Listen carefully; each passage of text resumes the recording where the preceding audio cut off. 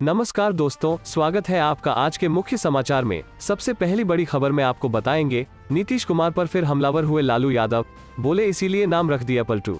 इसी के साथ दूसरी बड़ी खबर में जिक्र होगा कि रात के अंधेरे में लालू यादव से मिले बिहार भाजपा के बड़े नेता, राबड़ी आवास पर तेजस्वी और शिवानंद भी थे मौजूद। तीसरी बड़ी खबर में आपको बताएंगे कि वे नफरत फैलाते हैं और हम प्यार, गोवा में राहुल गांधी का भाजपा पर बड़ा हमला। दोस्तों, हर एक खबर की गहराई में आपको ले जाएंगे, लेकिन उससे पहले अगर आपको भी ऐसा लगता है कि भाजपा की उल्टी गिनती शुरू हो चुकी है, तो आप अभी इस वीडियो को लाइक कीजिए और इस लाल बटन को दबाकर चैनल को सब्सक्राइब करके घंटी बजाइए और कमेंट में लिखे जय हिंद। नीतीश कुमार पर फिर हमलावर हुए लालू यादव, बोले इसीलिए नाम रख दिया पलटू। जी हाँ दोस्तों, राजद सुप्रीमो लालू प्रसाद यादव 6 साल बाद किसी चुनावी सभा को संबोधित करने पहुंचे तो बिहार के सीएम नीतीश पर खासे हमलावर हुए। उन्होंने कहा कि नीतीश पलटी मारने में माहिर हैं, इसी वजह से उन्होंने उनका नाम पलटू राम रखा है। लालू ने कहा कि अब नीतीश से उनका समझौता नहीं होगा, उन पर किसी को विश्वास नहीं रहा है, तभी वो पलटू राम है। लालू यादव ने कहा कि तेजस्वी यादव को आप लोगों ने सीएम बना दिया था, लेकिन नीतीश कुमार ने चुनाव परिणाम में गड़बड़ी कर दी। आरजेडी सुप्रीमो ने यह भी याद दिलाया कि 2015 में उन्होंने किस तरह से अधिक सीट आने के बावजूद नीतीश कुमार को मुख्यमंत्री बना दिया था। लालू यादव ने कहा कि नीतीश कुमार किसी का नहीं है, वो पटना में कह रहा है कि लालू यादव उसको गोली मरवा देगा। लालू ने कहा कि हम काहे उसको गोली मरवा आएंगे, वो खुद ही मर जाएगा। लालू ने कहा कि नीतीश ने पिछले 15 सालों में कोई काम नहीं किया है, बिहार आज तक विशेष दर्जा मिलने की बात देख रहा है। लालू यादव ने कहा कि नीतीश कुमार जल्द ही मिट्टी में मिल जाएंगे। लालू ने चुनावी मंच से एक बार फिर जातीय जनगणना की मांग की।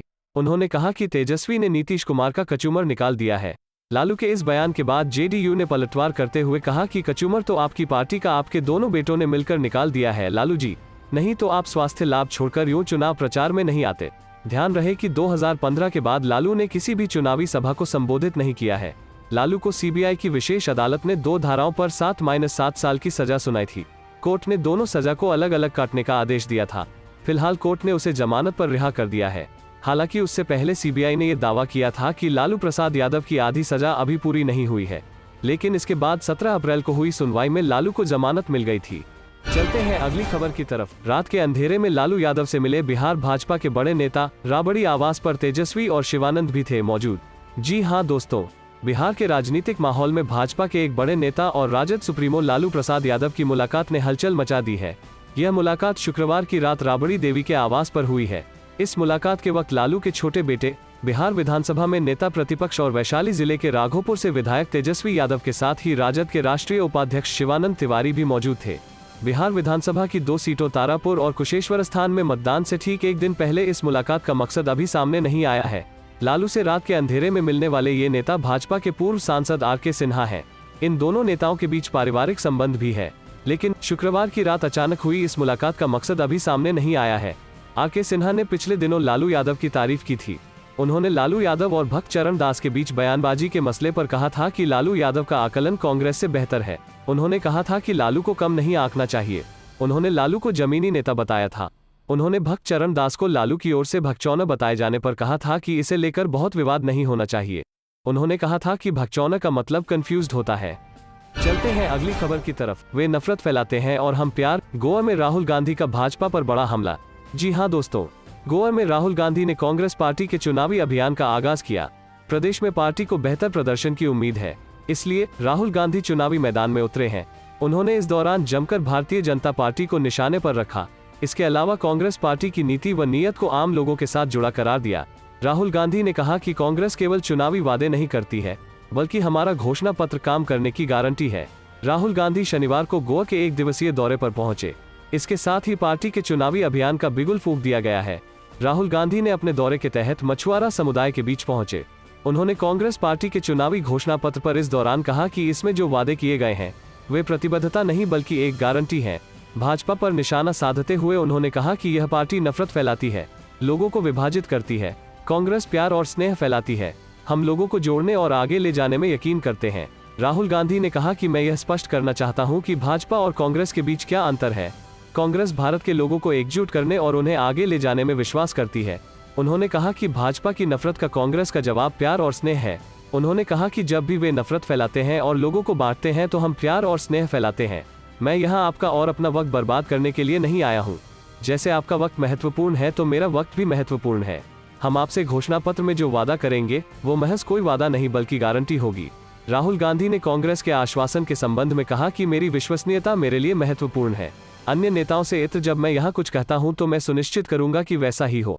अगर मैं यहाँ आया हूँ तो मैं आपसे कहता हूँ कि हम कोयला हब की अनुमति नहीं देंगे। अगर मैं यह नहीं करता हूँ तो अगली बार जब मैं यहाँ आऊँगा तो मेरी कोई विश्वसनीयता नहीं रहेगी। उन्होंने कहा कि पार्टी ने छत्तीसगढ़ में किसानों का कर्ज माफ कर उनसे किए वादे पूरे किए। आप पंजाब और कर्नाटक जा सकते हैं, हमने वहाँ भी किए गए वादों को पूरा किया। चलते हैं अगली खबर की तरफ। बॉर्डर खुलते ही दिल्ली जाने की तारीख को लेकर किसानों की ओर से आया बड़ा बयान। जी हां दोस्तों, किसान नेता एवं संयुक्त किसान मोर्चा गाजीपुर बॉर्डर के प्रवक्ता जगतार सिंह बाजवा ने कहा, बॉर्डरों से किसानों ने दिल्ली कूच कब करना है यह संयुक्त किसान मोर्चा तय करेगा, किसी भी तरह की अफवाह पर विश्वास न करें। आज गाजीपुर बॉर्डर पर मंच से किसानों को संबोधित करते हुए बाजवा ने कहा कि देश के मजदूरों किसानों ने शांतिपूर्वक आंदोलन शुरू किया था, आगे भी आंदोलन शांतिपूर्वक चलेगा। उन्होंने कहा कि सरकार ने 11 महीने से किसानों मजदूरों को सड़कों पर बैठा रखा है और इस बीच किसान आंदोलन को बदनाम करने की व कुचलने की नाकाम कोशिशें सरकार द्वारा की जाती रही हैं। सरकार की साजिश किसानों मजदूरों की एकजुटता और आंदोलन की पवित्रता के चलते सफल नहीं हुई। उन्होंने कहा कि बदली हुई परिस्थितियों में आगे की योजना पर संयुक्त किसान मोर्चा गंभीरता से विचार कर रहा है। कुछ ही दिनों में आगे की कार्रवाई तय की जाएगी, इसलिए किसी भी आधी अधूरी सूचना पर विश्वास न करें, शांति व्यवस्था बनाए रखें। बाजवा ने कहा कि जब तक तीनों कृषि कानून रद्द नहीं हो जाते व एमएसपी की गारंटी का कानून नहीं बन जाता तब तक किसानों मजदूरों का संघर्ष जारी रहेगा। किसानों से अपील करते हुए कहा कि एकजुटता, संयम व संघर्ष ही आंदोलन को मुकम्मल मुकाम तक पहुंचाएगा। ताज़ा जानकारी के अनुसार दिल्ली पुलिस ने बताया कि टीकरी बॉर्डर को खोला गया है। लंबे अरसे से बंद यह बॉर्डर खोलने में कुछ समय लगा है क्योंकि यहाँ पर कई स्तर की बैरिकेडिंग की गई थी। अभी भी कुछ अस्थायी चीजें रखी हुई हैं जिससे बंद किया गया था। डीसीपी परविंदर सिंह ने बताया कि किसानों की विनती के बाद सिर्फ 2 व्हीलर और 3 व्हीलर के अलावा इमरजेंसी सेवाओं की गाड़ियों को यहां से जाने की इजाजत है। चलते हैं अगली खबर की तरफ। योगी सरकार पर बरसी प्रियंका गांधी, कहा यूपी में सरकार बनने पर खत्म करेंगे बिजली बिल के जरिए होने वाली लूट। जी हां दोस्तों, कांग्रेस महासचिव प्रियंका गांधी ने यूपी सरकार पर निशाना साधा है। प्रियंका गांधी ने आरोप लगाया है कि बीजेपी शासित उत्तर प्रदेश में लोग बिजली बिलों के जरिए होने वाली लूट का सामना कर रहे हैं। उन्होंने दावा किया कि राज्य में सत्ता में आने पर उनकी पार्टी इस लूट को खत्म कर देगी। प्रियंका गांधी ने शनिवार सुबह एक ट्वीट कर बिजली बिल के मुद्दे पर बीजेपी सरकार को आड़े हाथ लिया है। कांग्रेस नेता ने ट्विटर पर एक मीडिया रिपोर्ट को भी टैग किया जिसमें दावा किया गया था कि बिजली विभाग ने एक मजदूर को 19 करोड़ रुपए से अधिक के बिजली बिल का नोटिस दिया है। प्रियंका ने इसी रिपोर्ट का हवाला देते हुए ट्वीट किया, भाजपा राज में बिजली बिलों और स्मार्ट मीटरों की लूट से प्रदेश का आमजन बुरी तरह त्रस्त है। प्रियंका गांधी ने कहा कि बिजली विभाग ने मेहनत मजदूरी करने वाले परिवार को 19 करोड़ 19 लाख रुपए के बिजली बिल का नोटिस थमा दिया है। कांग्रेस की सरकार बनने पर बिजली बिलों के जरिए हो रही इस लूट को समाप्त कर दिया जाएगा। तारापुर कुशेश्वर स्थान में जीत मिलते ही नीतीश सरकार को गिरा देंगे लालू यादव। जी हां दोस्तों, बिहार की सियासत से बड़ी खबर है। राजद सुप्रीमो लालू प्रसाद यादव ने न्यूज 18 से बात करते हुए बड़ा बयान दिया है। उन्होंने दावा किया है कि तारापुर और कुशेश्वर स्थान विधानसभा उपचुनाव जीतने के बाद बिहार की नीतीश सरकार को गिरा दिया जाएगा। प्रदेश में सरकार गिराने का फॉर्मूला भी तैयार कर लिया गया है। चुनाव परिणाम आते ही सरकार में भगदड़ मचा दिया जाएगा। फॉर्मूला पूछने पर लालू यादव ने कहा कि ये बातें टीवी पर नहीं बताई जाती। आरजेडी दोनों सीटों पर जीत हासिल करेगी। लालू यादव ने कहा कि नीतीश कुमार फ्रस्ट्रेशन में चले गए हैं, इसलिए कुछ बोल रहे हैं। जेडीयू थेथराई कर रही है और इससे जीत नहीं मिलती है। कांग्रेस से गठबंधन टूटने के सवाल पर लालू यादव ने कहा कि गठबंधन टूटने से कोई फर्क नहीं पड़ता है। कांग्रेस ने कुशेश्वर स्थान से अशोक राम के बेटे को टिकट दे दिया जो जीत नहीं सकते हैं। बीजेपी को आरजेडी ही हरा सकती है।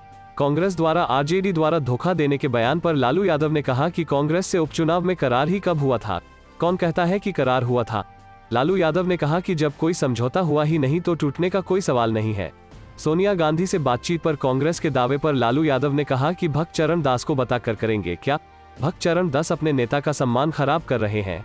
चलते हैं अगली खबर की तरफ। चुनाव में गड़बड़ी हुई तो हेलीकॉप्टर लेकर पहुंच जाऊंगा, तेजस्वी ने बोला हमला। सत्ता का चाहे जितना दुरुपयोग हो, उपचुनाव में जीत राजद की होगी।